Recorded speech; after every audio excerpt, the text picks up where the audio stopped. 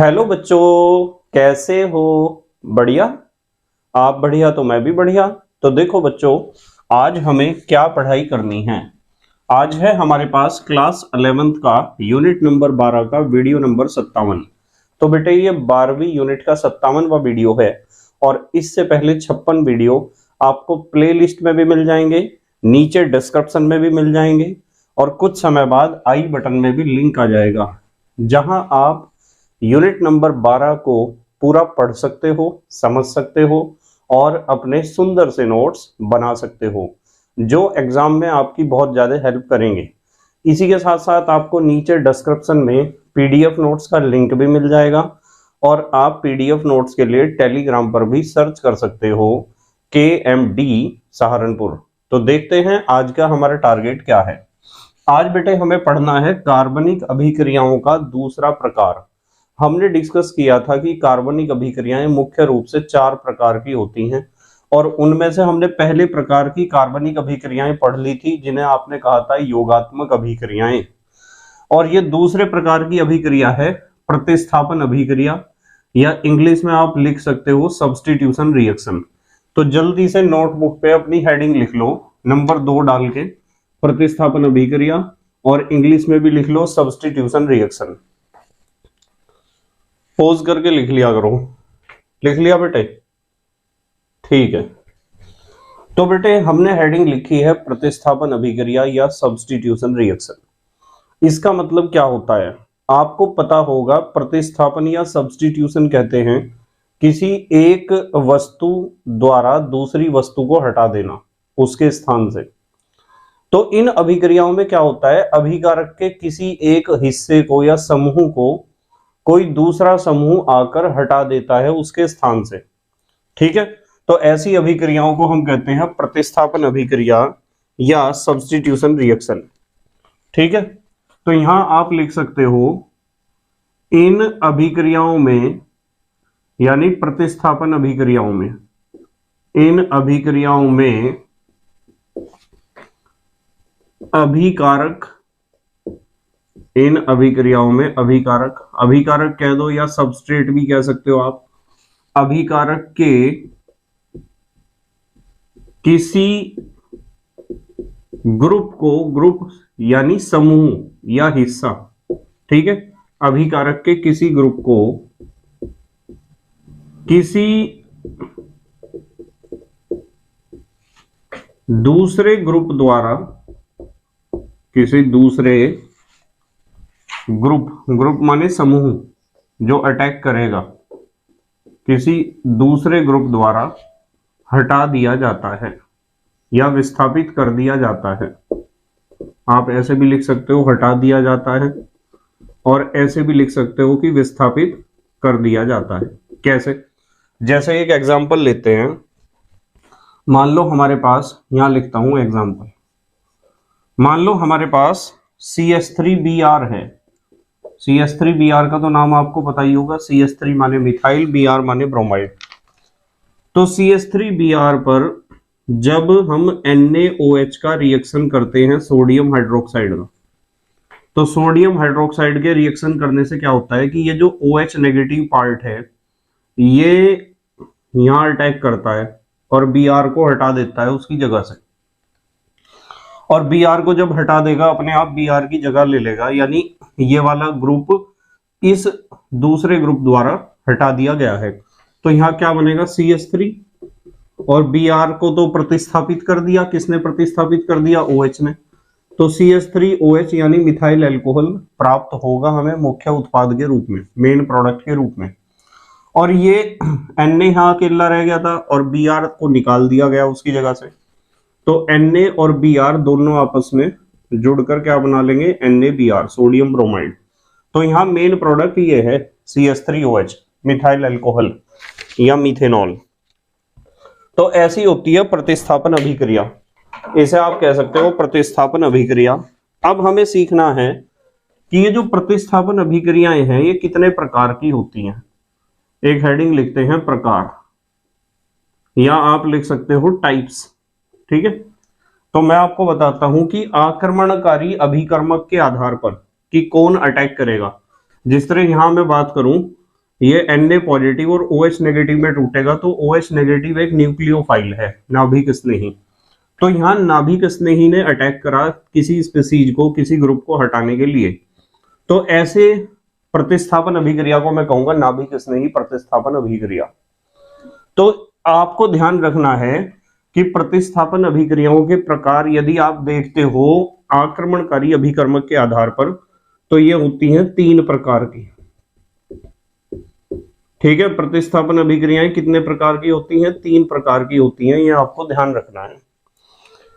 इनमें जो सबसे पहली प्रतिस्थापन अभिक्रिया हमें पढ़नी है उसे हम कहते हैं मुक्त मूलक प्रतिस्थापन अभिक्रिया। मुक्त मूलक प्रतिस्थापन अभिक्रिया। अब आपको एक बात समझ में आ रही होगी कि मुक्त मूलक को क्या कहते हैं इंग्लिश में, बताओ? Free radical.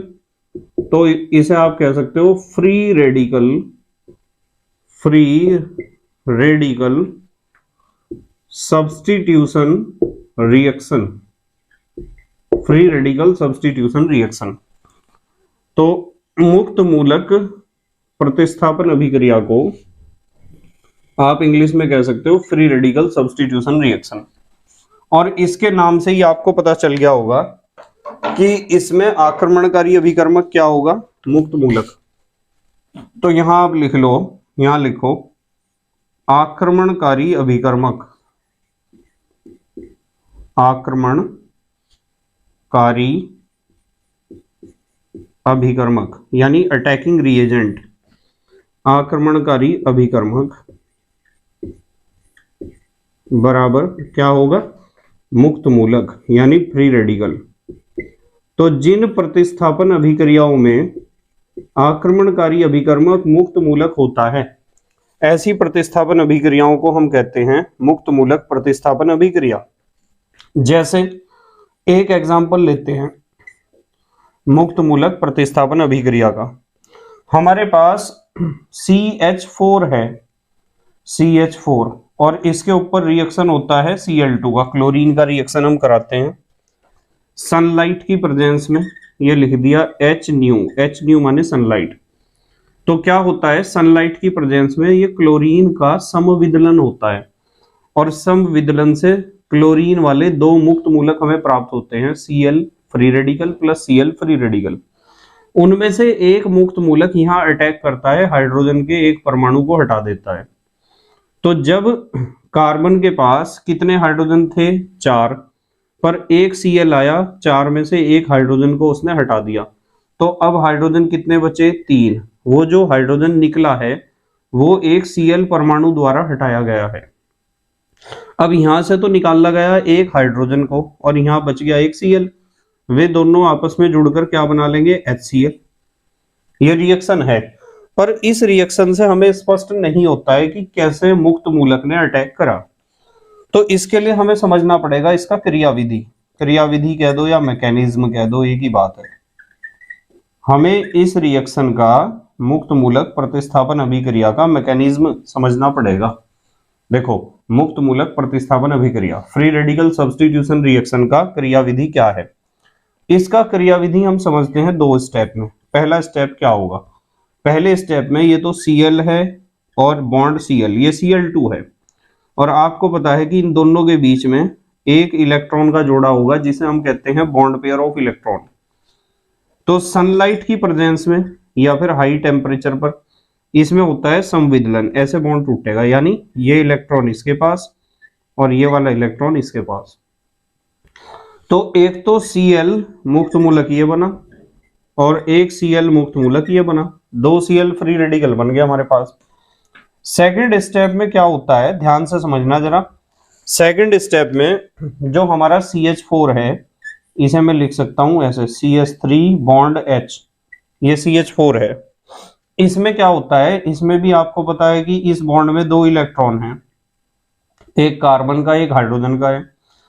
हाइड्रोजन अपने इलेक्ट्रॉन को लेकर चला जाता है और कार्बन अपने इलेक्ट्रॉन को ले लेता है, यानी इसमें भी समविदलन होता है। आप ऐसे भी दिखा सकते हो समविदलन हुआ इसमें, और समविदलन होने से H पॉजिटिव नहीं, H फ्री रेडिकल तो निकल गया अलग, और यहां CH3 फ्री रेडिकल हमें मिलेगा, और CH3 फ्री रेडिकल के ऊपर अटैक कर देता है Cl फ्री रेडिकल। ये जो दो Cl मुक्त मूलक बने, इनमें से एक Cl मुक्त मूलक यहां अटैक करेगा, यहां इस कार्बन पर जुड़ने के लिए। ठीक है, तो रिजल्ट हमें क्या मिलेगा? CH3 मुक्त मूलक था, समझ रहे हैं ना आप, CH3 डॉट था और Cl डॉट इसके पास आ गया, तो एक इलेक्ट्रॉन तो था CH3 के पास मुक्त मूलक वाला, और एक इलेक्ट्रॉन है Cl के पास, तो ये दोनों इलेक्ट्रॉन आपस में जुड़कर बॉन्ड बना लेंगे और हमारा प्रोडक्ट मिल जाएगा हमें CH3Cl मिथाइल क्लोराइड या क्लोरोमीथेन। अब यहां से जो ये H मुक्त मूलक निकला है वो दूसरे Cl मुक्त मूलक के साथ जुड़कर क्या बना लेगा? HCl। क्या बना लेगा? HCl। तो इस तरीके से ये रिएक्शन आपको ध्यान रखनी है। ये हुआ हमारा, हमने बताया कि प्रतिस्थापन अभिक्रिया उसे कहते हैं जिस अभिक्रिया में एक ग्रुप दूसरे ग्रुप को हटा देता है या प्रतिस्थापित कर देता है। एक एग्जांपल दिया, फिर बताया प्रकार। हमने पढ़ा कि प्रतिस्थापन अभिक्रियाएं अटैकिंग रिएजेंट के बेस पर 3 प्रकार की होती हैं। उनमें पहला प्रकार हमने पढ़ लिया मुक्त मूलक प्रतिस्थापन अभिक्रिया या फ्री रेडिकल सब्स्टिट्यूशन रिएक्शन। इसमें अटैकिंग रिएजेंट क्या होता है? Free radical. जैसे ये एग्जांपल लिया और इसका क्रियाविधि हमने पढ़ा 2 स्टेप में। जल्दी से पॉज करके लिखो, फिर और प्रकार बताता हूं इसके। लिख लिया बेटे? ठीक है। दूसरे प्रकार की अभिक्रिया नाभिक स्नेही प्रतिस्थापन अभिक्रिया। नाभिक स्नेही, ये बहुत इंपॉर्टेंट है, ध्यान रखना। नाभिक स्नेही प्रतिस्थापन अभिक्रिया। नाभिक स्नेही प्रतिस्थापन अभिक्रिया को आप कह सकते हो न्यूक्लियोफिलिक। न्यूक्लियोफिलिक को आप ऐसे लिखते हो, न्यूक्लियोफाइल को न्यूक्लियोफिलिक सब्स्टिट्यूशन रिएक्शन। बहुत इंपॉर्टेंट है और इसकी जरूरत हमें 12th क्लास में भी पड़ेगी। 12th क्लास में भी मैं इसे डिस्कस करूंगा आपके साथ। ध्यान से समझना, नाम से ही पता चल रहा है हमें कि इसमें अटैकिंग रिएजेंट क्या होगा। आप लिख सकते हो कि सर इसमें पक्की बात है कि अटैकिंग रिएजेंट इसमें होगा। कौन होगा अटैकिंग रिएजेंट? न्यूक्लियोफाइल, नाभिक स्नेही। यह आक्रमणकारी अभिकर्मक इसमें होता है, इसलिए इस प्रतिस्थापन अभिक्रिया को हम कहते हैं नाभिक स्नेही प्रतिस्थापन अभिक्रिया। इसमें खास बात यह है कि यदि आप न्यूक्लियोफिलिक सब्स्टिट्यूशन रिएक्शन की क्रियाविधि देखते हो, मैकेनिज्म, तो क्रियाविधि के आधार पर ये जो न्यूक्लियोफिलिक सब्स्टिट्यूशन रिएक्शन है, ये क्रियाविधि के आधार पर 2 प्रकार की होती है, और ये दोनों प्रकार ही समझने हमारे लिए बहुत जरूरी है। क्रियाविधि के आधार पर कितने प्रकार की होती है? 2 प्रकार की।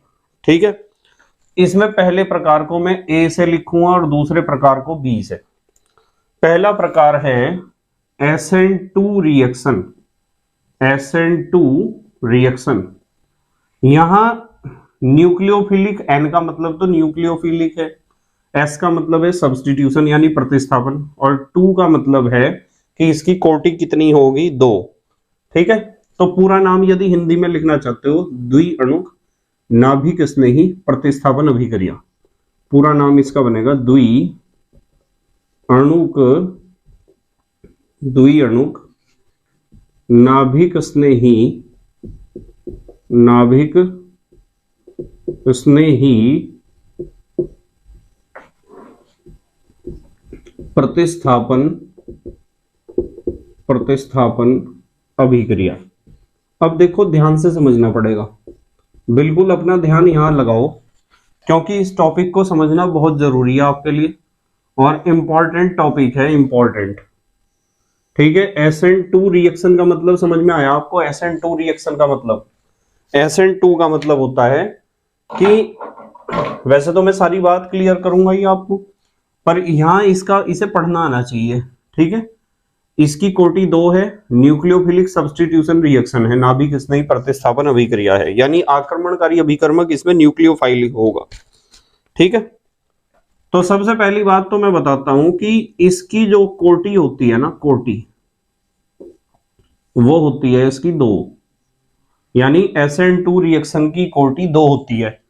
SN2 रिएक्शन की कोटि कितनी होती है? 2। ब्रैकेट में मैं लिख देता हूं, जो वेग निर्धारक पद है, वेग निर्धारक पद, देखो यदि कोई रिएक्शन 2 या 2 से अधिक पदों में पूरी होती है तो ऐसे रिएक्शन को हम कहते हैं कॉम्प्लेक्स रिएक्शन या जटिल अभिक्रिया। और जटिल अभिक्रिया में जब 2 या 2 से अधिक पद हैं तो उन पदों में से हमें वो पद छांटना होता है जिसका वेग सबसे कम हो। जिस पद का वेग सबसे कम होता है ना, वो ही होता है वेग निर्धारक पद या रेट डिटरमाइनिंग स्टेप। पर यहां यदि SN2 रिएक्शन की बात करें तो SN2 रिएक्शन में तो केवल एक ही पद होता है, पर फिर भी मैंने यहां लिख दिया कि इस अभिक्रिया की कोटि 2 होती है, और यानी उसके वेग निर्धारक पद की कोटि। ठीक है, जो वेग निर्धारक पद होगा, वैसे तो इसमें एक ही पद होता है SN2 रिएक्शन में, पर हमेशा जब भी आपको कोटि देखनी है किसी जटिल अभिक्रिया की तो आपको देखना चाहिए कि उसके कौन से पद का वेग सबसे कम है, अर्थात कौन सा पद वेग निर्धारक पद है, उसकी कोटि ही पूरी अभिक्रिया की कोटि होती है। ठीक है, ये सारी बातें 12th क्लास में मैं डिस्कस करूंगा आपके साथ बहुत डिटेल में। देखो मैंने बताया कि SN2 रिएक्शन में अटैकिंग रिएजेंट तो न्यूक्लियोफाइल होगा, ये बात तो पक्की है। इस अभिक्रिया की कोटि कितनी होती है? 2। ब्रैकेट में मैंने लिख दिया कि वेग निर्धारक पद जो होगा उसकी कोटि कितनी होती है? 2 होती है। और SN2 रिएक्शन में जो पद होते हैं ना, स्टेप एक ही होता है बस, यानी SN2 रिएक्शन में केवल एक ही पद में ये रिएक्शन पूरी हो जाती है। और एक खासियत इसकी ये भी है कि इसमें जो मध्यवर्ती बनता है, मध्यवर्ती यानी इंटरमीडिएट मध्यवर्ती जो इसमें बनता है वो संकरण अवस्था बनती है, संकरण अवस्था। मध्यवर्ती जो इसमें बनेगा उसे आप संकरण अवस्था कहोगे। ठीक है, और एक इसकी खासियत यह भी है कि इस SN2 रिएक्शन में जो न्यूक्लियोफाइल का अटैक होता है ना, न्यूक्लियोफाइल नाभिक स्नेही का अटैक, वो हमेशा न्यूक्लियोफाइल का अटैक हमेशा बैक साइड से होता है, पीछे से। अब ये बातें जब मैं आपको समझा रहा तो आपको अजीब अजीब लग रहा होगा कि सर क्या क्या लिखवा रहे हैं आप, कुछ पता ही नहीं चल रहा है। मैं इन सारी बातों को सबूत के साथ एक्सप्लेन करूंगा अभी आपके सामने। ठीक है, एक चीज और ध्यान रखो कि SN2 रिएक्शन में होता है वाल्डन प्रतिलोमन, वाल्डन प्रतिलोमन या वाल्डन इन्वर्जन। ठीक है, वाल्डन प्रतिलोमन होता है इसमें। अब ये वाल्डन प्रतिलोमन क्या है इसे भी मैं सबूत के साथ एक्सप्लेन करूंगा। अभी तो सिर्फ इतनी बात बता रहा कि यदि D फॉर्म है हमारे पास रिएक्टेंट तो प्रोडक्ट हमें L फॉर्म मिलेगा। ये चीजें मैं सिखाऊंगा प्रकाशिक समावयवता में, डेक्स्ट्रो और लेवियो। और यदि L फॉर्म है आपके पास रिएक्टेंट तो प्रोडक्ट आपको मिलेगा D फॉर्म, यानी उसका जो है कॉन्फ़िगरेशन बदल जाएगा, D बदल जाएगा L में, L बदल जाएगा D में। कैसे बदल जाएगा, चलो अब बात करते हैं हम इन सारी बातों की। मान लो आपके पास ये कार्बन है और इस कार्बन पर जुड़े हुए हैं 3 हाइड्रोजन। बहुत ध्यान से समझनी है सारी बात। इस कार्बन के ऊपर 3 हाइड्रोजन जुड़े हुए हैं और यहां जुड़ा हुआ है Cl, तो ये CH3Cl है। होता क्या है कि जब CH3Cl के ऊपर कोई नाभिक स्नेही अटैक करेगा, फॉर एग्जांपल मान लो OH नेगेटिव एक नाभिक स्नेही है ना, देखो नेगेटिव चार्ज है इसके ऊपर। जब इसके ऊपर ये अटैक करेगा तो इसका अटैक होने से पहले Cl यहां से नहीं निकलेगा। बहुत ध्यान से समझना आपको इस बात को। हमारा जो OH नेगेटिव है वो यहाँ अटैक करने के लिए खड़ा हुआ है, इंतजार कर रहा है कि Cl कब निकल के भाग गया और मैं उसकी जगह जुड़ जाऊं। पर जो SN2 मैकेनिज्म होता है, SN2 रिएक्शन, SN2 क्रियाविधि, उसमें जिसे छोड़ के भागना ना, वो पहले नहीं भागता छोड़ के, और जब पहले नहीं भागता तो फिर इसकी तो मजबूरी है, यहां से तो ये अटैक कर ही नहीं सकता, इसलिए इसे बैक साइड से अटैक करना पड़ता है, यहां से अटैक करेगा ये। और जब यहां से अटैक करेगा तो होगा क्या, देखो जरा, और ये स्लो स्टेप होगा, ये स्लो होगा ये काम बहुत, क्योंकि इसे इंतजार करना पड़ा इसके हटने का, और ये हटा ही नहीं यहां से, इसलिए इसे बैक साइड से अटैक करना पड़ा। और बैक साइड से अटैक करने पे क्या होगा कि ये कार्बन है ना जो हमारा, इस कार्बन को यहां बनाता हूं, ये तो कार्बन है, 3 हाइड्रोजन है, 2 हाइड्रोजन ऐसे, 1 2 और 1 नीचे, इस तरह जुड़ जाते हैं। ये Cl हटने लग रहा है, तो इसलिए मैं डॉटेड बॉन्ड से इसे दिखाता हूं Cl को, और इसके ऊपर आवेश दिखाता हूं माइनस डेल्टा। यदि ये निकल के भाग गया तो पूरा ही नेगेटिव चार्ज आ जाएगा इसके ऊपर कंप्लीट। यहां मैंने नेगेटिव चार्ज दिखाया आंशिक, और OH नेगेटिव ने बैक साइड से जाके अटैक कर दिया, तो यहां हम लिखते हैं OH माइनस डेल्टा, और ये लगा दिया हमने डॉटेड, यानी ये बॉन्ड तो टूटने लग रहा है और ये वाला बॉन्ड बनने लग रहा है, समझ रहे ना आप, ये तो टूटने जा रहा है और ये बनने जा रहा पूरा, ना तो ये अभी पूर्ण रूप से टूटा है और ना तो ये अभी पूर्ण रूप से बना है। तो यहां तो हमें ऐसा लग रहा है जैसे कार्बन की संयोजकता 5 होगी, 1 2 3 4 5, पर कार्बन की संयोजकता तो 5 होती ही नहीं, आपको पता है। इस अवस्था को, ये एक रिएक्शन इंटरमीडिएट है, अभिक्रिया मध्यवर्ती। मैंने आपको अभिक्रिया मध्यवर्ती के बारे में काफी जानकारी दे रखी है कि अभिक्रिया मध्यवर्ती की पहचान इसी तरह होती है कि इसमें क्या होता है कि बॉन्ड जिन्हें टूटना था वे पूर्ण रूप से टूटे नहीं है, और जिन्हें बनना था वे पूर्ण रूप से बने नहीं है। तो ऐसी स्पीसीज को हम कहते हैं रिएक्शन इंटरमीडिएट, और इसे ही हम कहते हैं संकरण अवस्था।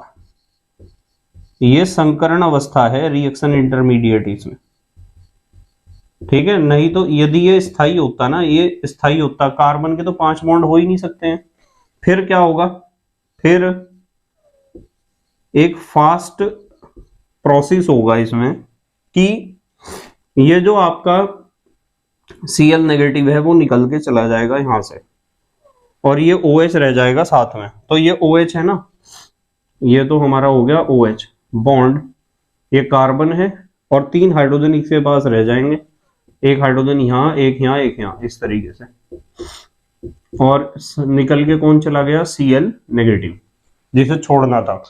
अब आप इन सारे पॉइंट्स के बारे में बात करो। देखो, सबसे पहला पॉइंट था कि कोटि होती है 2। कुछ बच्चे या ज्यादातर बच्चे ऐसा सोचते हैं कि सर इसमें तो 2 स्टेप हैं, पहले तो स्टेप हुआ इससे ये बना और फिर स्टेप हुआ इससे ये बना। देखो, जो रिएक्शन इंटरमीडिएट है, अभिक्रिया मध्यवर्ती, जिसे आपने संकरण अवस्था कहा है, यह कोई प्रोडक्ट नहीं है। कभी आप सोचो कि इससे ये बना और इससे ये बना, ऐसा नहीं है, ये पूरा एक ही स्टेप है। इसका अस्तित्व तो बहुत छोटा होता है, बहुत कम समय के लिए होता है, फ्रैक्शन ऑफ सेकंड, 1 सेकंड का भी कई 100 गुना छोटा टाइम जो होगा उतना अस्तित्व है इसका। तो ये तो संकरण अवस्था है, इसे हम किसी रिएक्शन का, किसी पद का हिस्सा नहीं मान सकते।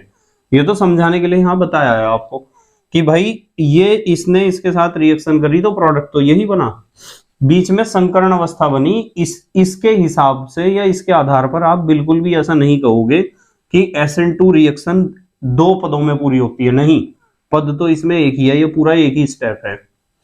कोटि इसकी 2 इसलिए है क्योंकि आपको पता है ये पूरा स्टेप 1 है, तो ये हैं दोनों अभिकारक, और इस रिएक्शन में 2 अभिकारक, 1 मोल इसका और 1 मोल इसका, दोनों अभिकारक भाग ले रहे हैं, इसलिए इस अभिक्रिया की कोटि कितनी होती है, 2, और ये एक स्टेप ही वेग निर्धारक पद है। ठीक है, पहला पॉइंट क्लियर हुआ। दूसरा पॉइंट, पद 1 है, बता दिया मैंने, एक स्टेप है। संकरण अवस्था के आधार पर आप बिल्कुल भी ऐसा नहीं करोगे कि रिएक्शन 2 स्टेप में पूरी हुई, बिल्कुल भी नहीं कहोगे ऐसा।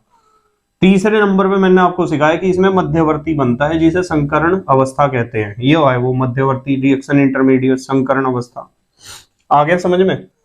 अगले पॉइंट में बताया कि न्यूक्लियोफाइल का अटैक बैक साइड से होता है SN2 रिएक्शन में। देखो ये न्यूक्लियोफाइल है, नाभिक इसने ही, इसने अटैक बैक साइड से करा। क्यों करा बैक साइड से? इसलिए करा क्योंकि फ्रंट साइड से Cl नेगेटिव छोड़ के भागने को तैयार ही नहीं था बिल्कुल भी। यदि ये छोड़ के भाग जाता तो जगह खाली होती, तो अटैक फ्रंट साइड से ही करता है, बिल्कुल पक्की बात है। इसने बैक से क्यों करा अटैक? क्योंकि ये छोड़ के नहीं गया। तो बताओ न्यूक्लियोफाइल का अटैक बैक साइड से होता है, ये भी समझ में आया है नहीं? अगला लास्ट पॉइंट मैंने समझाया था कि वाल्डन प्रतिलोमन इसमें होता है, यानी डी फॉर्म एल फॉर्म में और एल फॉर्म डी फॉर्म में बदल जाती है। देखो वाल्डन एक साइंटिस्ट का नाम था। वाल्डन प्रतिलोमन बिल्कुल ऐसा है कि आपके पास, देखो मान लो आपके पास ये छतरी है, ये है आपके पास छतरी, छतरी तो पता है आपको, ये छतरी आपके पास है और आप देख रहे हैं कि नीचे की तरफ को झुकी हुई, ठीक है, नीचे की तरफ को आप छतरी लगा के जा रहे, तेज तूफान आया, बारिश तूफान तेज बहुत, तो ऐसा हो सकता है कि आपकी छतरी ऐसी हो जाए। कैसी हो जाए? ऐसी, देखना ध्यान से जरा, आपकी छतरी ऐसी हो सकती है, पक्की बात है। तो यूं बताओ कि अभी तो ये जो इसकी ये ऊपर वाला हिस्सा है ये अंदर ही रह जाएगा यूं, ठीक है। तेज आंधी या तूफान में आपकी छतरी ऐसी से ऐसी हो जाती है, या तो वो नीचे को था उसका विन्यास अब ऊपर को हो गया, पलट जाती है ना छतरी। तो ऐसा ही सिस्टम यहां हुआ है। देखो जरा इस कॉन्फ़िगरेशन को देखो, ये जो 3 हाइड्रोजन मैंने जोड़े हैं इन्हें छतरी मान लो आप, इधर को है, इधर जुड़ा हुआ दूसरा ग्रुप, और जो रिजल्ट मिला देखियो जरा, ये इधर को ही है क्या? दूसरा ग्रुप इधर है क्या? नहीं तो देखो यहाँ तो ये छतरी इधर को थी और यहाँ छतरी इधर को होगी, पलट नहीं गई छतरी जैसे तूफान में पलट जाती है।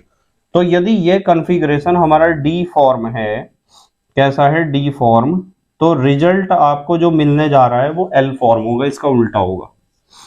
डी और एल दोनों एक दूसरे के उल्टे होते हैं। जब मैं आपको समावयवता पढ़ाऊंगा इसी यूनिट में तो क्लियर कर दूंगा। यदि ये डी फॉर्म है तो वो एल बनेगा, और यदि ये एल फॉर्म है तो वो डी बनेगा, ठीक है, उल्टा हो जाएगा। इसे कहते हैं वाल्डन प्रतिलोमन, ठीक है। समझ में आया ना आपको? SN2 रिएक्शन, ये स्टेप याद रखने हैं, ये एग्जांपल आपको याद रखना है। जल्दी से पोज करके लिखो, फिर अगले पॉइंट्स बताता हूं इस टॉपिक के। लिख लिया बेटे? ठीक है। अब हम बात करेंगे नंबर बी पर, SN1 रिएक्शन। SN1 रिएक्शन, या 1 का मतलब तो है एक आणुक, 1 का मतलब तो है एक आणुक, और N का मतलब है नाभिक स्नेही, एक आणुक नाभिक स्नेही, और S का मतलब है सब्स्टिट्यूशन यानी प्रतिस्थापन, प्रतिस्थापन अभिक्रिया। पूरा नाम लिखना चाहते हो तो ऐसे लिखोगे आप, वैसे आपको SN1 लिख दो वही बहुत है। SN1 रिएक्शन, एक आणुक नाभिक स्नेही प्रतिस्थापन अभिक्रिया। चलो इसके बारे में सीखते हैं। इसमें सबसे पहली बात आप ध्यान रखोगे कि जो वेग निर्धारक पद होगा, वेग निर्धारक पद, जिस पद से अभिक्रिया के वेग का निर्धारण होता हो, जो स्लोएस्ट स्टेप हो, तो वेग निर्धारक पद की कोटि इसमें कितनी होगी बताओ? SN1 रिएक्शन है, 1 लिखा हुआ है, तो कोटि कितनी होगी इसकी? 1 होगी, नाम से ही पता चल रहा है, ठीक है। और इसका मतलब पता क्या है? इसका मतलब यह है कि अभिक्रिया का जो वेग होगा ना, अभिक्रिया का वेग वो निर्भर करता है, यानी डायरेक्टली प्रोपोर्शनल होता है केवल अभिकारक की सांद्रता के। यहां लिखता हूं मैं, अभिकारक रिएक्टेंट जो है उसकी सांद्रता के, अभिकारक की सांद्रता के, या यूं कह दो इसकी घात 1 के समानुपाती होता है। जब भी तो कहा इसकी कोटि 1 है, क्योंकि अभिक्रिया का वेग केवल अभिकारक की सांद्रता पर निर्भर करता है। समझने वाली बात यह है कि SN1 रिएक्शन में पद होते हैं 2, जबकि SN2 रिएक्शन में पद होता है 1, ठीक है। एक चीज और समझने वाली है कि जो आपका नाभिक स्नेही है ना, न्यूक्लियोफाइल, न्यूक्लियोफाइल का जो अटैक होता है SN1 रिएक्शन में न्यूक्लियोफाइल का अटैक हो सकता है किसी भी साइड से, किसी भी ओर से अटैक हो सकता है। तो हम लिखेंगे किसी भी साइड से, फ्रंट साइड से भी अटैक हो सकता है, बैक से भी। जबकि SN2 रिएक्शन में हमने पढ़ा है कि अटैक कहां से होता है, बैक साइड से होता है। जैसे मैं आपको एक रिएक्शन से ही समझाता हूं, पहला स्टेप लेता हूं। हमारे पास एक अभिकारक है ऐसा, देखो 3 एल्काइल ग्रुप है, कार्बन है और इसके ऊपर जुड़ा हुआ है Br। ये हमारे पास क्या है, अभिकारक। तो इसमें होगा क्या कि इस अभिकारक में ये जो आपका बॉन्ड है ये छोड़ के जाने वाली स्पीसीज है या छोड़ के जाने वाला ग्रुप है, और इसमें आपको पता है 2 इलेक्ट्रॉन है। कार्बन और ब्रोमीन की विद्युत ऋणात्मकताओं की तुलना करोगे तो ब्रोमीन की विद्युत ऋणात्मकता ज्यादा है, तो इसमें विषम विदलन होगा, हेट्रोलाइटिक बॉन्ड फिजन, और दोनों इलेक्ट्रॉन ले जाएगा कौन, ब्रोमीन। यानी बॉन्ड ऐसे भी दिखा सकते हो, ऐसे टूट जाएगा बॉन्ड। और जब ऐसे टूट जाएगा तो आपको पता है कि हमें जो है ये मिलेगा धनायन, जिसे आप कार्बोकैटायन कह सकते हो, और ये मिलेगा ऋणायन Br नेगेटिव। और ये स्टेप जो होता है वो स्लो होता है, स्लो, ठीक है, धीमी गति से चलता है ये स्टेप। देखो ये तो कार्बन है, कितने अल्काइल ग्रुप हैं, 3। ये 3 अल्काइल ग्रुप में इसके ऊपर ही बनाऊंगा, चाहे तो एक ऊपर बना दो, 2 नीचे बना दो, या 2 ऊपर बना दो, 1 नीचे, ऐसे। देखो बहुत ध्यान से समझना पड़ेगा आपको इसमें। ये अल्काइल ग्रुप आगे तीनों, ये कार्बन के ऊपर 3 अल्काइल ग्रुप हैं और पॉजिटिव चार्ज आ गया, ठीक है। और साथ में बना हमारे पास Br नेगेटिव। तो ये जो हमारे पास कार्बोकैटायन हमें प्राप्त हुआ है, इसकी खासियत ही समझनी है हमें कि इसमें खासियत क्या है कार्बोकैटायन में।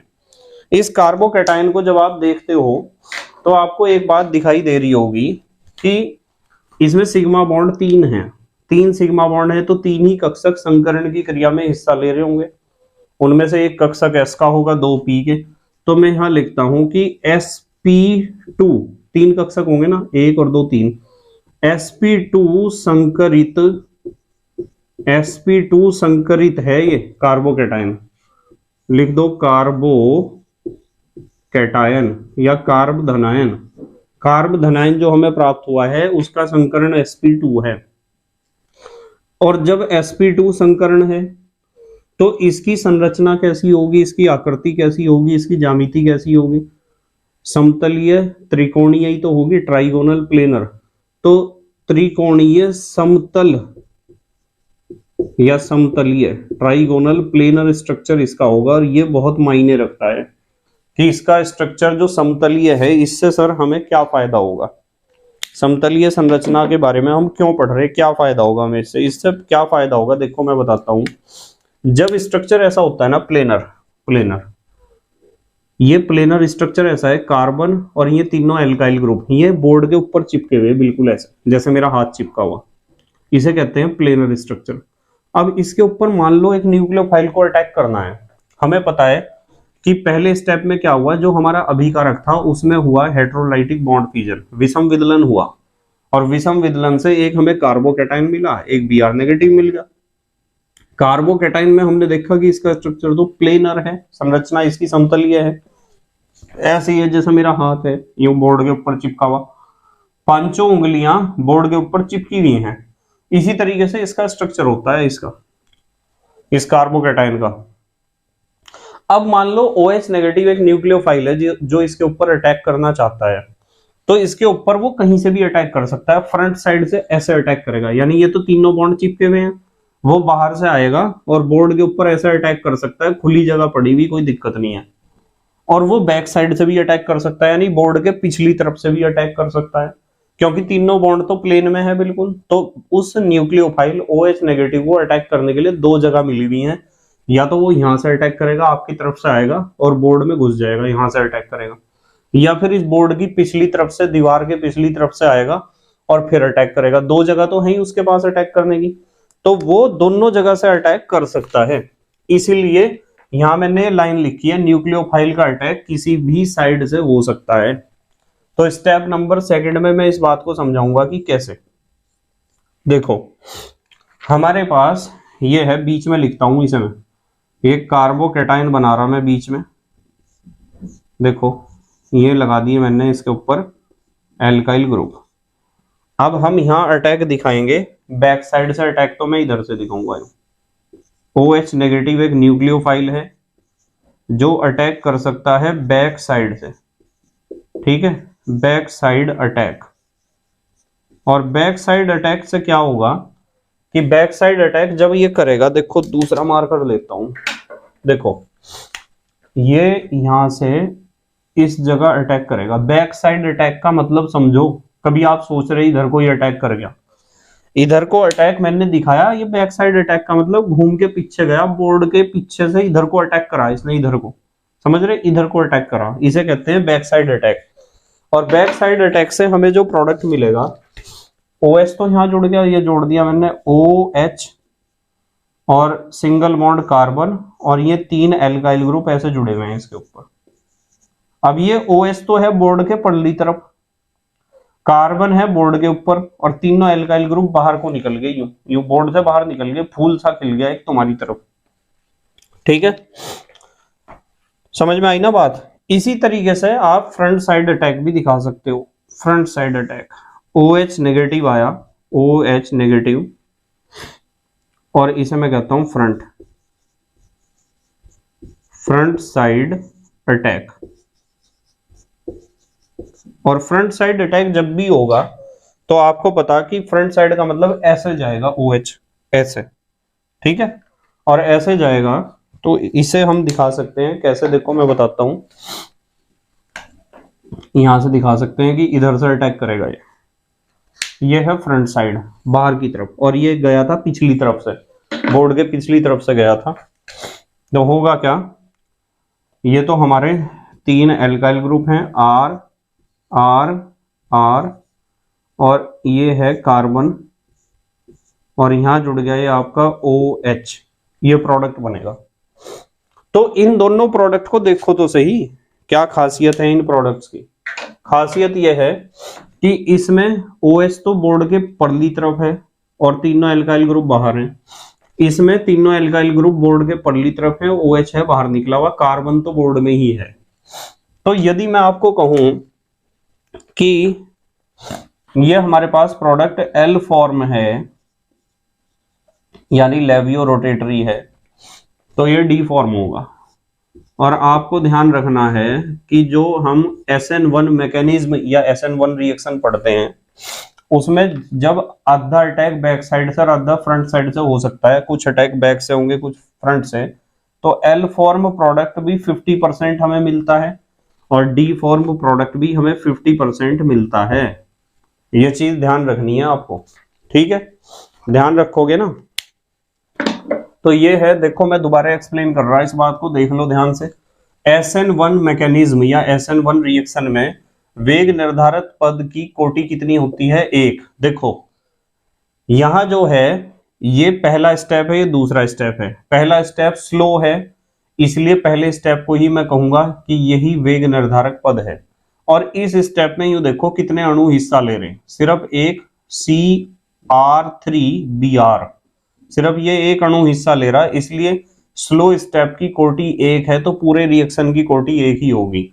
यदि कोई रिएक्शन 2 या 2 से अधिक पदों में पूरी होती है तो ऐसे रिएक्शन को हम कहते हैं जटिल अभिक्रिया, और जटिल अभिक्रिया की कोटि उस पद पर निर्भर करती है जिस पद का वेग कम हो, स्लोएस्ट स्टेप हो, जो सबसे धीमा पद हो, और उस सबसे धीमे पद को इसीलिए कहते हैं वेग निर्धारक पद, ठीक है, रेट डिटरमाइनिंग स्टेप। तो ये स्लो स्टेप है, तो यही रेट डिटरमाइनिंग स्टेप है, पहला स्टेप, और इसमें एक अणु हिस्सा ले रहा, तो इसकी कोटि 1 होगी। इसलिए हमने लिखा है कि कोटि SN1 रिएक्शन की 1 होती है, इसलिए ये 1 लगा रखा है इसके ऊपर। और अभिक्रिया का वेग केवल अभिकारक की सांद्रता पर निर्भर करता है, क्योंकि अभिक्रिया का वेग इस पद पर निर्भर करता है और इस पद में केवल अभिकारक है। देखो आक्रमणकारी अभिकर्मक इस पद में नहीं है। पद कितने होते हैं इस रिएक्शन में, 2। SN1 रिएक्शन में 2 पद होते हैं, पहला स्टेप और दूसरा स्टेप। पहले स्टेप में आपका विषम विदलन हुआ, दूसरे स्टेप में न्यूक्लियोफाइल ने अटैक करा, आधों ने बैक साइड से, आधों ने फ्रंट साइड से। एक बात बताई कि न्यूक्लियोफाइल का अटैक किसी भी साइड से हो सकता है, वो बात मैंने स्पष्ट कर दी। अब बच्चे यहाँ फिर भी कंफ्यूज रहते हैं कि सर क्यों, किसी भी साइड से क्यों हो सकता है। उसका कारण यही है कि जब आपका इस अभिकारक में विषम विदलन हुआ, आपको जो कार्बोकैटायन मिला वो कार्बोकैटायन समतलीय है, ये प्लेनर स्ट्रक्चर है। तो फ्रंट साइड से भी न्यूक्लियोफाइल को अटैक करने की जगह मिल रही, बैक से भी, तो वो कहीं से भी कर सकता है अटैक। ठीक है, जल्दी से पॉज करके लिखो। आप लिख लिया बेटे?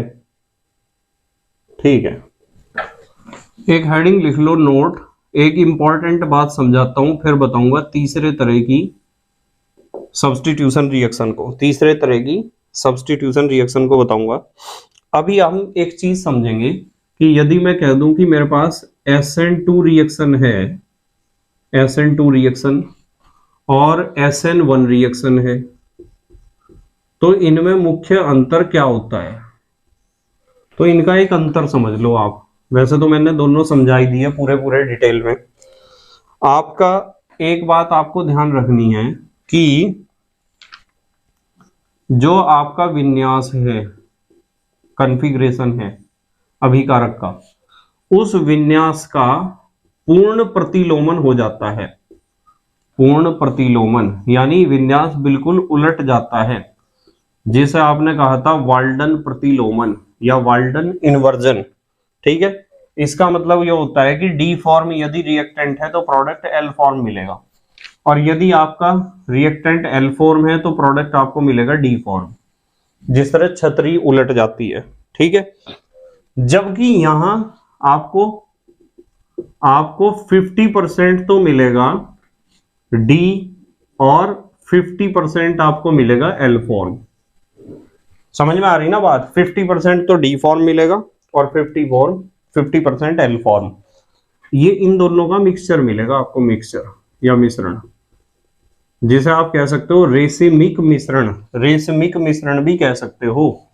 चलो यहां लिख देता हूं मैं, रेसिमिक मिश्रण या रेसिमिक मिक्सचर। कुछ लोग इसे यहां भी मात्रा लगा देते हैं, लगाना चाहो लगा दो, कोई दिक्कत नहीं। रेसिमिक मिश्रण उसे कहते हैं। वैसे तो मैं समावयवता में सारी बात एक्सप्लेन करूंगा, जब आधा आधा डी हो आधा और आधा हो एल फॉर्म। ठीक है, जिस बात को मुझे समझाना था वो नंबर 2 में है, जिसके लिए मैंने नोट लिखवाया है। यदि आपको Rx की क्रियाशीलता देखनी है, x माने हेलोजन, Rx की क्रियाशीलता SN2 रिएक्शन के लिए यदि आपको Rx की क्रियाशीलता देखनी है, ये क्वेश्चन आ जाता है पेपर में, तो आपको ध्यान रखना है कि CH3X मिथाइल हैलाइड, X का मतलब FCl BRI कुछ भी हो सकता है, इसकी क्रियाशीलता सबसे ज्यादा होगी SN2 रिएक्शन के लिए। फिर उसके बाद प्राइमरी Rx की होगी 1 डिग्री एल्काइल हैलाइड, इससे कम क्रियाशील होगा। कौन से रिएक्शन के लिए? SN2 रिएक्शन के लिए। फिर इससे कम क्रियाशील होगा द्वितीयक एल्काइल हैलाइड, उससे कम क्रियाशील होगा तृतीयक एल्काइल हैलाइड।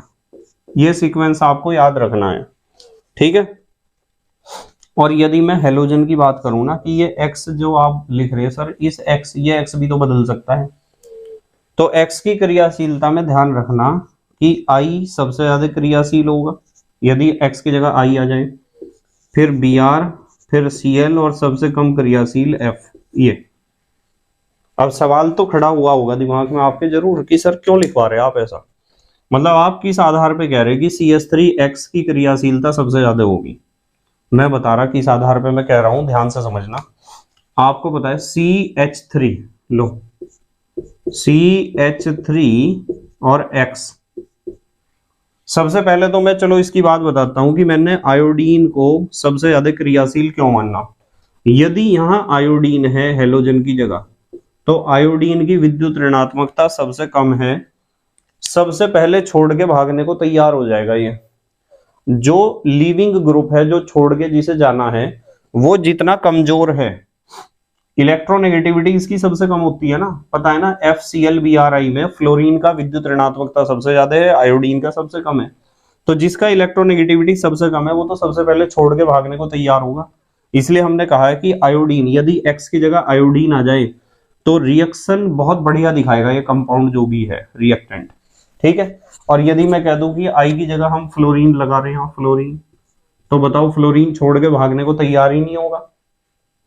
तो इसलिए रिएक्टिविटी में तो आपको ध्यान रखना है कि हेलोजन में तो आयोडीन यदि आ जाए तो सबसे बढ़िया रहेगा रिएक्शन आपका। अब बात यहां आती है कि सर CH3X सबसे ज्यादा क्रियाशील आपने क्यों कहा SN2 रिएक्शन के लिए? इसलिए कहा क्योंकि जब यहां न्यूक्लियोफाइल अटैक करने के लिए आएगा OH नेगेटिव, तो उसे यहां से बैक साइड से अटैक करना है इधर से, तो उसे इधर देखना है कितनी भीड़ है। जितना ज्यादा भीड़ भड़क्का होगा, जितनी भीड़ को हम कहते हैं केमिस्ट्री की भाषा में स्टेरिक हिंड्रेंस या त्रिविम विन्यासी बाधा। ध्यान से समझ लेना इस शब्द को, 12th में तो मैं बहुत ज्यादा डिटेल में क्लियर करूंगा। भीड़ भड़क्का, इधर ये तीन जो हैं, 3 H हाइड्रोजन एटम हैं, इसे बैक साइड से अटैक करना है। अब मैं यूं कहूं टर्सरी एल्काइल हैलाइड देख लो, तो टर्सरी एल्काइल हैलाइड कुछ ऐसा होगा कि यहां तो ये तो है ही, यहां एल्काइल ग्रुप है, यहां भी एल्काइल ग्रुप, यहां भी एल्काइल ग्रुप, ऐसा होगा। देखो मान लो सबसे छोटा एल्काइल ग्रुप CH3 ले लूं मैं, CH3 लो, CH3 यहां ले लिया और यहां भी CH3 ले लिया। अब बताओ मुझे, और ये OH नेगेटिव है, इसे अटैक करना है बैक साइड से यहां से। बताओ समझ में आ रही क्या बात? यदि OH नेगेटिव यानी न्यूक्लियोफाइल इस CH3 पर अटैक करेगा तो यहां भीड़ कम है ना, और यदि यहां अटैक करेगा देखो कितनी भीड़ होगी। स्टेरिक हिंड्रेंस यहां कम है, यहां ज्यादा है, त्रिविम विन्यासी बाधा यहां कम है, यहां ज्यादा है। तो इसलिए मैंने कहा आपको कि यहां अटैक करना इस पे ज्यादा आसान होगा, न्यूक्लियोफाइल यहां कार्बन पे ज्यादा आसानी से अटैक कर सकता है इसके कंपैरिजन में। इसलिए लिखा कि CH3X के लिए SN1 रिएक्शन की स्पीड सबसे तेज होगी। समझ में आ रही है ना बात? फिर प्राइमरी की होगी, फिर सेकेंडरी की, टर्सरी की हालत मैंने आपको दिखा दी। कारण इसका हुआ स्टेरिक हिंड्रेंस। समझ में आई बात? ध्यान से समझ लेना इस चीज को, इसके ऊपर वेरी शॉर्ट क्वेश्चन भी बन जाता है एग्जाम में। कभी आप सोचो कि केवल लॉन्ग क्वेश्चन ही बनेगा ये बड़ा, वेरी शॉर्ट में भी वो पूछ लेगा। यूं पूछ लेगा आपको 3-4 इस तरह के एल्काइल हैलाइड दे देगा और आपसे पूछेगा कि इन एल्काइल हैलाइड में यूं बताओ कि SN2 रिएक्शन के लिए कौन सबसे ज्यादा क्रियाशील होगा। तो आप यूं देखियो किसके ऊपर भीड़ सबसे कम है। जिसके ऊपर भीड़ कम है, भीड़ तो मोटी भाषा में मैं बोल रहा, भीड़ कह दो या त्रिविम विन्यासी बाधा कह दो या स्टेरिक हिंड्रेंस कह दो। तो जिसके ऊपर स्टेरिक हिंड्रेंस सबसे कम होगा वहां OH नेगेटिव यानी न्यूक्लियोफाइल का अटैक बैक साइड से होना सबसे आसान होगा, और वो ही सबसे बढ़िया काम करेगा SN2 रिएक्शन के लिए, वही एल्काइल हैलाइड। जबकि हम बात करते हैं जब SN1 रिएक्शन की और RX की क्रियाशीलता की बात करते हैं, यहां लिखता हूं नंबर 2, RX की क्रियाशीलता। यदि इसमें SN1 रिएक्शन में आपको RX की क्रियाशीलता देखनी है तो सीक्वेंस जस्ट अपोजिट हो जाता है। यहां सबसे ज्यादा क्रियाशील होता है टर्सरी RX और उससे कम क्रियाशील होता है सेकेंडरी RX और उससे कम होता है प्राइमरी RX और उससे कम होता है CH3X। अब सवाल खड़ा हुआ जी क्यों ऐसा क्यों लिखवा रहे आप? इसका रीजन ये है कि SN1 रिएक्शन और हेलोजन का तो यही सीक्वेंस रहेगा। चलो हेलोजन तो लिख दो, हेलोजन का सीक्वेंस रहेगा आयोडीन सबसे ज्यादा क्रियाशील, उससे कम ब्रोमीन, फिर उससे कम क्लोरीन और सबसे कम फ्लोरीन। ये तो छोड़ के भागने वाले ग्रुप हैं, इनका तो जो क्रम यहाँ है वही क्रम यहाँ है। पर सवाल ये खड़ा होता है कि सर ये उल्टा क्यों कर दिया आपने? क्या यहाँ नहीं अटैक करना? अटैक करना है। उल्टा इसलिए करा क्योंकि यहां भीड़ भड़ाके से कोई मतलब नहीं है। अब फिर एक सवाल खड़ा हुआ कि सर क्यों नहीं है मतलब? इसलिए नहीं है क्योंकि हमने पढ़ा था कि SN1 रिएक्शन 2 स्टेप में कंप्लीट होती है। पहले स्टेप में तो उसे टूटना है, विषम विदलन होना है, कार्बोकैटायन बनना है। दूसरे स्टेप में जो कार्बोकैटायन बना है वो कैसा बनेगा? प्लेनर। कितनी भीड़ हो वे सारे यूं चिपके रहेंगे बोर्ड के ऊपर, जो कार्बोकैटायन बनेगा वे सब ऐसे चिपके रहेंगे। तो जो अटैकिंग रिएजेंट है यानी न्यूक्लियोफाइल वो फ्रंट साइड से भी खुल के अटैक कर सकता है, बैक साइड से भी अटैक कर सकता है। इसका मतलब अटैकिंग से तो कोई लेना देना है ही नहीं, क्योंकि जो कार्बोकैटायन पहले स्टेप में बनेगा वो कार्बोकैटायन प्लेनर स्ट्रक्चर रखेगा अपना, और प्लेनर है तो फ्रंट और बैक तो खुले रहेंगे पूरे। अटैक करने में तो भीड़ का कोई मतलब ही नहीं है।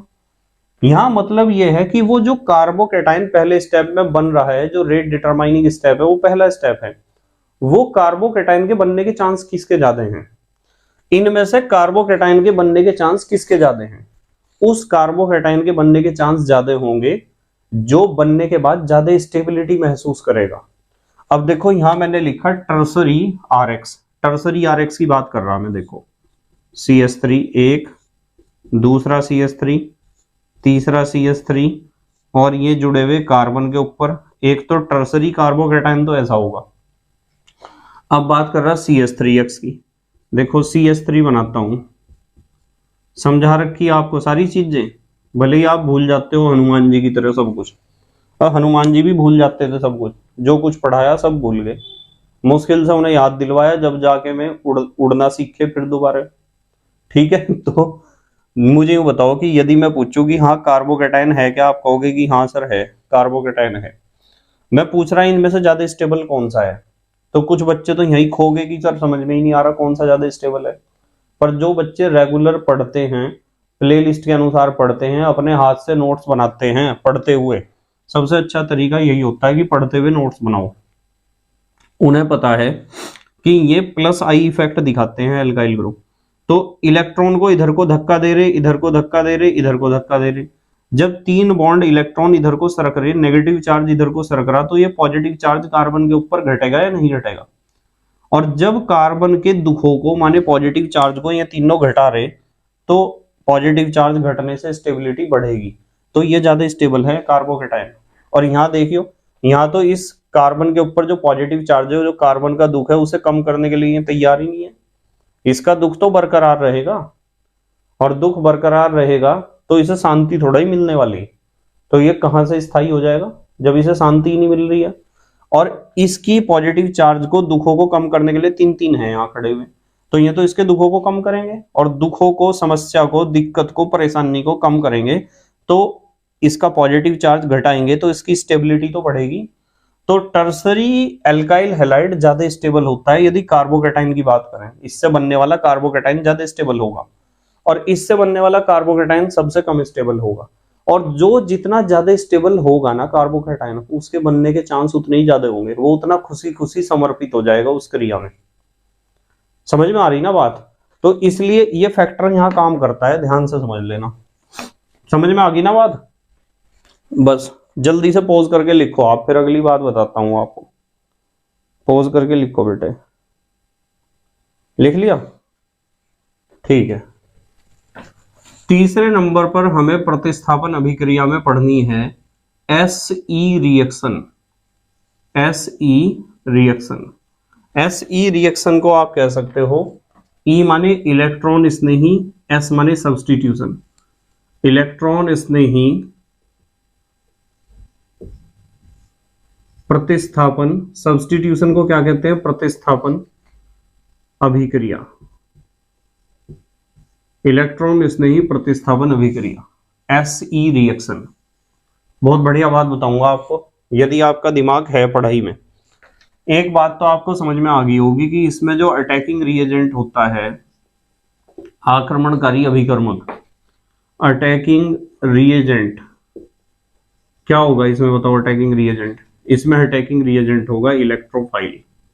इलेक्ट्रोफाइल को ऐसे लिख सकते हो आप, अटैकिंग रिएजेंट होगा इलेक्ट्रोफाइल।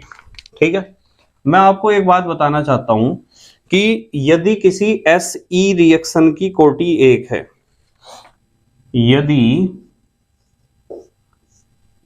इलेक्ट्रोफिलिक सब्स्टिट्यूशन रिएक्शन है आपके पास कोई, और उसकी कोटि आपको 1 दिखाई देती है, तो ऐसी रिएक्शन को आप कहोगे SE1 रिएक्शन।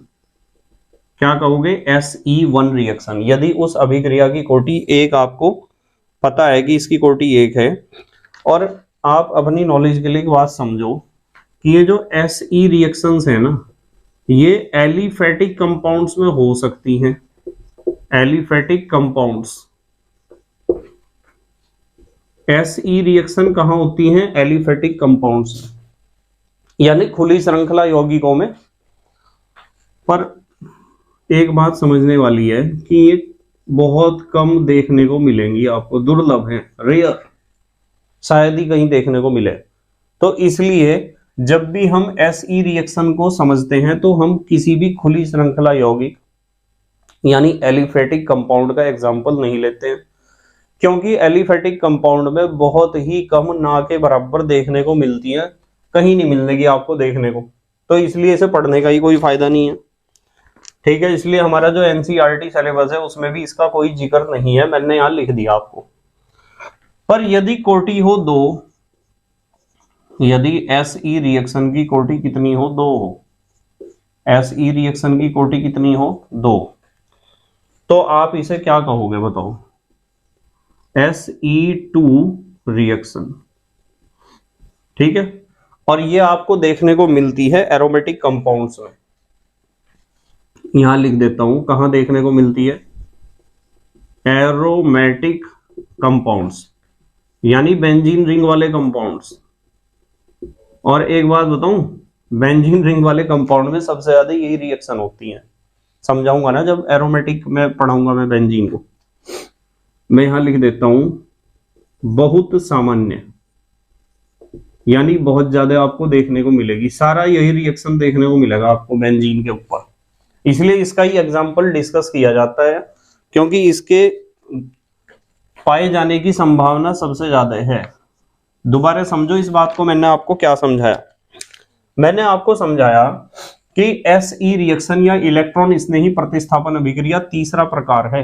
पहला प्रकार था प्रतिस्थापन अभिक्रिया का मुक्त मूलक प्रतिस्थापन अभिक्रिया, दूसरा था न्यूक्लियोफिलिक प्रतिस्थापन अभिक्रिया, तीसरा हो गया इलेक्ट्रोफिलिक प्रतिस्थापन अभिक्रिया। अटैकिंग रिएजेंट इसमें इलेक्ट्रोफाइल होगा, नाम से ही पता चल रहा। यदि कोटि 1 है एसई रिएक्शन की तो आप उसे कहोगे SE1 रिएक्शन, जो एलिफेटिक कंपाउंड्स में बहुत दुर्लभ देखने को मिलती है। दुर्लभ माने जो मिलता ना हो। और यदि एसई रिएक्शन की कोटि 2 है तो उसे हम कहते हैं SE2 रिएक्शन, और ये एरोमेटिक कंपाउंड में मिलती है, बहुत ज्यादा मिलती है। तो एग्जाम्पल हम इसी का ही लेंगे भाई, एरोमेटिक कंपाउंड का। जैसे मैं आपको एक एग्जाम्पल देता हूं, यहाँ ये हमारे पास बेंजीन है, ये बेंजीन है, और इसमें हाइड्रोजन तो हर जगह होता है, पर मैंने एक हाइड्रोजन यहां बना दिया, और इसका रिएक्शन हमें कराना है किसी, इसके ऊपर अटैक कराना है इलेक्ट्रोफाइल का, E पॉजिटिव। जब भी तो हम कहेंगे इलेक्ट्रोफिलिक सब्स्टिट्यूशन रिएक्शन।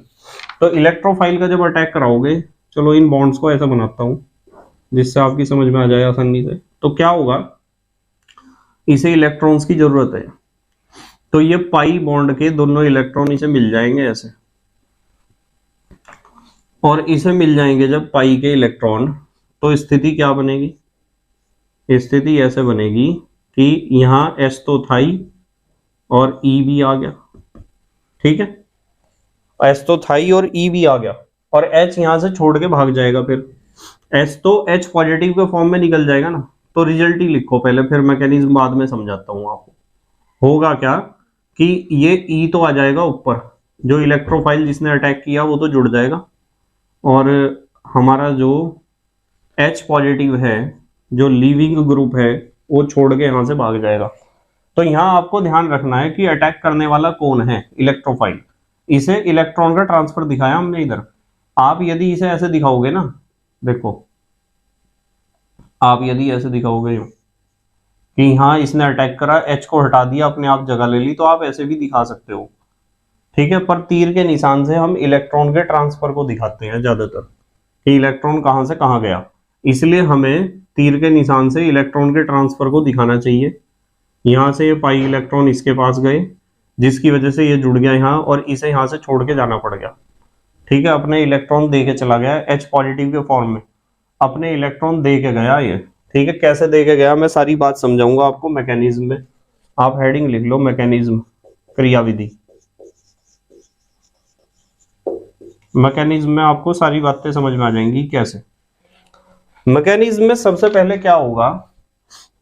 सबसे पहले होगा कि ये एक बॉन्ड है इलेक्ट्रोफाइल और न्यूक्लियोफाइल के बीच का, और इस बॉन्ड में 2 इलेक्ट्रॉन हैं और इसमें होगा विषम विदलन। ऐसे दोनों इलेक्ट्रॉन इसके पास चले गए, विषम विदलन। एक तो बन गया आपका E पॉजिटिव इलेक्ट्रोफाइल और एक बन गया आपका Nu नेगेटिव न्यूक्लियोफाइल। ये बन गए इलेक्ट्रोफाइल और न्यूक्लियोफाइल। पहले स्टेप में तो ये हुआ। सेकंड स्टेप में क्या होगा यही समझना बस ध्यान से आपको। सेकंड स्टेप में हमारा जो बेंजीन रिंग है, इस बेंजीन रिंग में 3 पाई बॉन्ड हैं और यहां मैंने एक H दिखा दिया आपको। इसके ऊपर अटैक करेगा इलेक्ट्रोफाइल E पॉजिटिव। जब अटैक करेगा तो इस पाई बॉन्ड के दोनों इलेक्ट्रॉन इसे मिलेंगे और इसे मिलने से एक ऐसी स्थिति डेवलप होगी कि ये हमारा बेंजीन रिंग है और ये H जुड़ा हुआ है और E यहाँ जुड़ गया आगे। यहाँ बॉन्ड है, यहाँ बॉन्ड है, ये यहाँ जाने की वजह से यहाँ आ जाएगा पॉजिटिव चार्ज। तो ये एक अनुनादी संरचना हमें प्राप्त होगी। ये पॉजिटिव चार्ज यहाँ आ गया। अब ये पॉजिटिव, सबसे पहला सवाल बच्चों के दिमाग में ये आता है कि सर ये जो E पॉजिटिव है वो नाभिक में क्यों अटैक कर रहा। E पॉजिटिव है इलेक्ट्रोफाइल, इसे इलेक्ट्रॉन की जरूरत है। और यहाँ देखिए जरा, ये पाई बॉन्ड है 3, तो 3 दूनी 6 इलेक्ट्रॉन। यहाँ इलेक्ट्रॉन डेंसिटी ज्यादा है, रिंग के अंदर इलेक्ट्रॉनों की उपलब्धता बहुत ज्यादा है इसलिए, और ये इलेक्ट्रोफाइल है, इसे इलेक्ट्रॉनों की जरूरत है इसलिए ये अटैक करता है रिंग के अंदर। रिंग के ऊपर अटैक क्यों कर रहा, क्योंकि बेंजीन रिंग में, रिंग के अंदर 3 पाई बॉन्ड है, 3 दूनी 6 इलेक्ट्रॉन रोटेट कर रहे हैं और पाई बॉन्ड है तो कमजोर है, इलेक्ट्रॉन मिल सकते हैं आसानी से। तो वहां इलेक्ट्रॉन डेंसिटी, इलेक्ट्रॉन का घनत्व ज्यादा है, इसलिए इलेक्ट्रोफाइल का यहाँ अटैक करना बहुत बढ़िया है, इसलिए ये रिएक्शन बहुत ज्यादा मिलती है हमें, रिंग वाली रिएक्शन। अब होगा क्या देखो मैं बताता हूँ। ये एक अनुनादी संरचना मिल गई हमें पता पॉजिटिव चार्ज है तो इसके दोनों इलेक्ट्रॉन यहाँ चले गए तो पॉजिटिव चार्ज यहाँ आ जाएगा, तो एक अनुनादी संरचना हमें और मिल जाएगी। देखो ये H ज्यों का त्यों है, E ज्यों का त्यों है, ये बॉन्ड यहाँ आ गया, पॉजिटिव चार्ज यहाँ आ गया, एक बॉन्ड यहाँ है। अब इस पॉजिटिव चार्ज को फिर दिक्कत हो रही, फिर क्या होगा बताओ, ये जो है यहाँ आ जाएगा, ये जो बॉन्ड के दोनों इलेक्ट्रॉन है ये यहाँ आ जाएंगे, इस जगह यहाँ आ जाएंगे, तो फिर एक अनुनादी संरचना हमें मिल जाएगी। H E, ये बॉन्ड है, ये नया बॉन्ड बना, पॉजिटिव चार्ज आ गया यहाँ। तो कुल मिला के ये 3 अनुनादी संरचनाएं पॉजिटिव चार्ज वाली हमें मिलेंगी। यदि इनका हम अनुनादी संकर बनाते हैं, रेजोनेटिंग हाइब्रिड, तो इन तीनों का मिक्सचर वैज्ञानिकों ने ऐसा बनाया, ऐसा देखते रहिए जरा कि यहाँ पॉजिटिव चार्ज घूम रहा और ये H है, ये E है, ठीक है। तो ये रेजोनेटिंग स्ट्रक्चर है। और मैं आपको एक बात बताता हूं कि इस रेजोनेटिंग स्ट्रक्चर, ये जो रेजोनेटिंग स्ट्रक्चर हैं उनका जो हाइब्रिड बना, हमने अनुनादी संकर बनाया, रेजोनेंस हाइब्रिड या रेजोनेटिंग हाइब्रिड, इसे हम कहते हैं कि ये कैटायन है, कार्बोकैटायन है। कार्बोकैटायन को इसे कहते हैं एरेनियम आयन, एरेनियम आयन है ना, कार्बोकैटायन है ना, कार्बोकैटायन। आप कहोगे कि सर क्यों है ये कार्बोकैटायन, भाई पॉजिटिव चार्ज यहाँ कार्बन के ऊपर, कार्बन के ऊपर ही तो पॉजिटिव चार्ज है, और जब इसमें 3 अनुनादी संरचनाएं बन रही तो स्टेबिलिटी तो इसकी सबसे ज्यादा होगी, स्टेबिलिटी सबसे ज्यादा होगी। तो इसका मतलब साफ है कि ये जो पद है ये स्लो है, स्लो स्टेप है, और इस स्लो स्टेप में कितने अभिकारक अणु हैं, एक तो ये है और एक तो ये है अटैकिंग रिएजेंट, 2 हैं, इसीलिए तो कहा कि कोटि इसकी कितनी होती है, 2। Se2 रिएक्शन, Se2 रिएक्शन की कोटि 2 है, इसी वजह से, क्योंकि ये वाला स्टेप स्लो है। अब होगा क्या, क्यों है स्लो, मैंने बता दिया ना आपको, इसमें अनुनादी संरचनाएं बन रही जो स्टेबिलिटी बढ़ा रही। ये हमारे पास जो कार्बोकैटायन बना है, इनमें से कोई सा भी बना दो, ये कार्बोकैटायन बना है, इसमें यहाँ H है और यहाँ है E, ठीक है, कौन सा बनाया मैंने, ये वाला बना दिया। अब यहां से H छोड़ के भागेगा और ये स्टेप होगा फास्ट और ये स्लो स्टेप है। H छोड़ के भाग जाएगा यानी इसके दोनों इलेक्ट्रॉन यहां चले जाएंगे पाई बॉन्ड बनाने में और H पॉजिटिव निकल जाएगा अलग। तो ये हमारा बेंजीन रिंग है, ये बॉन्ड, ये बॉन्ड, ये बॉन्ड और E यहां आ गया और H पॉजिटिव यहां से छोड़ के चला गया। तो ये 3 स्टेप में Se2 रिएक्शन कंप्लीट होती है। कितने स्टेप में? 3 स्टेप में। अच्छा, यदि आपको इसके एग्जाम्पल लिखने हैं ना, यहां लिख देता हूं, आप नीचे लिख लेना इन एग्जाम्पल्स को। जैसे मतलब आपको लिखने हैं कि Se2 रिएक्शन में जो इलेक्ट्रोफाइल अटैक करता है नाभिक के ऊपर, उसके एग्जाम्पल बताओ। तो एक तो लिख लेना आप हेलोजिनेशन, हेलोजनीकरण, हिंदी में कहते हैं हेलोजनीकरण। एक लिख लेना नाइट्रेशन, नाइट्रीकरण, और एक लिख लेना सल्फोनीकरण या सल्फोनेशन, सल्फोनेशन, सल्फोनीकरण। ठीक है, ये एग्जाम्पल लिख सकते हो आप। अब हमारे देश के बच्चे जल्दी से पोज करके लिखेंगे। लिख लिया बेटे? ठीक है, तो बेटे मुझे उम्मीद है आपकी समझ में आई होंगी प्रतिस्थापन अभिक्रिया या सब्स्टिट्यूशन रिएक्शन। इनमें अटैकिंग रिएजेंट क्या होता है, इनमें अटैकिंग रिएजेंट के आधार पर ये प्रतिस्थापन अभिक्रिया का मतलब जब एक ग्रुप दूसरे ग्रुप को उसकी जगह से हटा दे तो इसे कहते हैं प्रतिस्थापन अभिक्रिया। 3 तरह की होती हैं। मुक्त मूलक प्रतिस्थापन अभिक्रिया जिनमें अटैकिंग रिएजेंट क्या हो, मुक्त मूलक। नाभिक स्नेही प्रतिस्थापन अभिक्रिया जिनमें आक्रमणकारी अभिकर्मक कौन हो, नाभिक स्नेही। और फिर उसके बाद इलेक्ट्रॉन स्नेही प्रतिस्थापन अभिक्रिया जिनमें आक्रमणकारी अभिकर्मक कौन हो, इलेक्ट्रॉन स्नेही। ठीक है, सारी बातें मैंने आपको बता दी। इसमें से मुक्त मूलक प्रतिस्थापन अभिक्रिया तो बहुत आसान है और ज्यादा इंपॉर्टेंट भी नहीं है, पर न्यूक्लियोफिलिक सब्स्टिट्यूशन रिएक्शन और इलेक्ट्रोफिलिक सब्स्टिट्यूशन रिएक्शन, इनकी पूरी जानकारी और मैकेनिज्म आपको आने चाहिए। ठीक है, सारे मैंने आपको बता दिए। SN1 भी बता दिया, SN2 भी बता दिया, SE1 हमारे कोर्स में है ही नहीं, कहीं देखने को ही नहीं मिलता, पर ये SE2 रिएक्शन है, ध्यान रखना। ठीक है, बस मेहनत और ईमानदारी से पढ़ाई करते रहो और अपने हैंड रिटन नोट्स बनाते रहो। तो thank you very much for watching this video. Okay, bye.